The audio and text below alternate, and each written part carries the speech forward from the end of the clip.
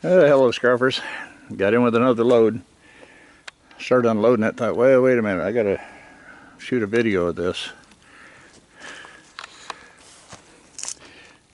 You can see about half of that stack of sheet iron, corrugated sheet metal. You can see about half of it is stacked pretty tight down there. There's a lot of good stuff. And then you can see where that foam insulation starts. And I've got some the wavy corrugated, like right here on top. It's pretty thin. So I'll be stacking all that into one pile to go to the scrap yard. And then, which I might back up over here by that other pile of stuff going to the scrap yard. And I got these feeders here on top. They're all pretty trashed. So I'm fixing to go down and unload, back in and start unloading this stuff. And then got a lot of good material. Picked up a couple poly barrels. I had a smaller poly I was going to shove inside that one, but ended up getting everything loaded up. Had a piece of square tubing, had a little tin back here, and a couple pieces of good thick angle iron. Here's kind of the money, part of the money load that was other than a sheet tin. Every one of these, 6 of them, got the newer style valves, every one. I think that one tank right there is, if I can zoom in, yeah, that tank there is empty. And I think these 3 here are pretty full. That one's probably 3/4 and that one's about half. So I got a lot of free propane.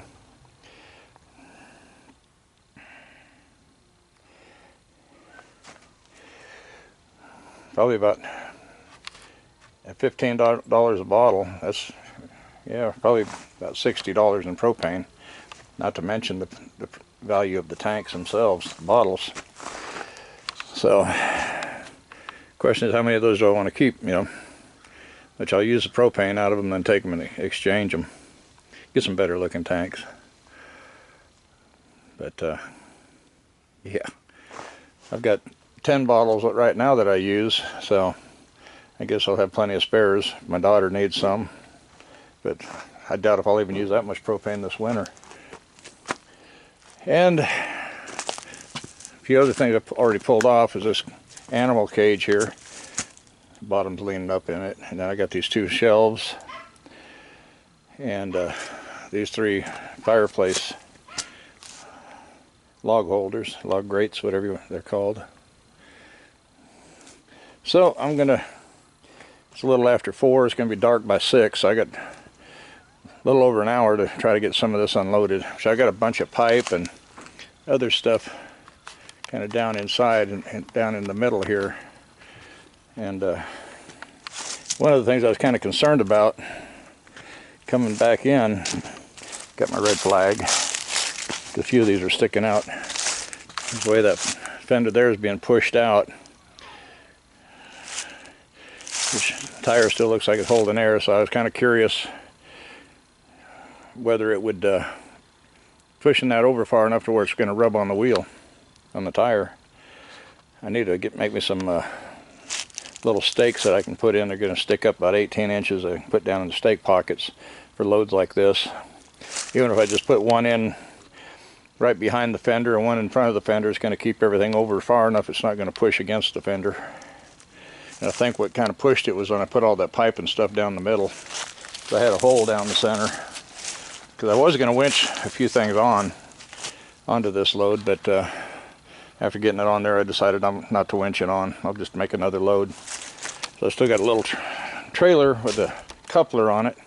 Looks like a trailer you'd pull behind your mower, but it's got a little coupler. And curiosity. And then guy's got a workbench with about not the steel on top of that thing's got probably 1.5 inch plate. So I can budge it, but I can't pick it up. So it's gonna be something I'm gonna have to back up to and winch it onto the trailer. It's got a vise. I think the vise is welded to it. I didn't really pay attention. So I'll run out next weekend and pick it up, there's another little table in that trailer, and then they got a overhead camper shell that goes on the back of a pickup. It's fiberglass, but I thought, well, as much as I've hauled out of there and some good stuff, and like I say, with all that right there, I thought it's not going to hurt. I'll go ahead and do a favor and get the get that camper shell out of there for them, and I can take a Sawzall to it and throw it in the dumpster. So everybody's nosy. So I'm going to get off here, and I hope you guys enjoyed this little update. So remind everybody about my Amazon affiliate link. Go ahead and check that out. There might be tools and supplies there you can use, and I don't put anything on there that I don't use, and that I recommend. If I don't recommend it, it's not going on that page. That if you like the video, give it a thumbs up. If you're not a subscriber, I want to ask you to just take a look around the channel, see the different, look at the playlist, see the different kind of stuff I do. If it kind of interests you, then go ahead and subscribe. Be glad to have you along.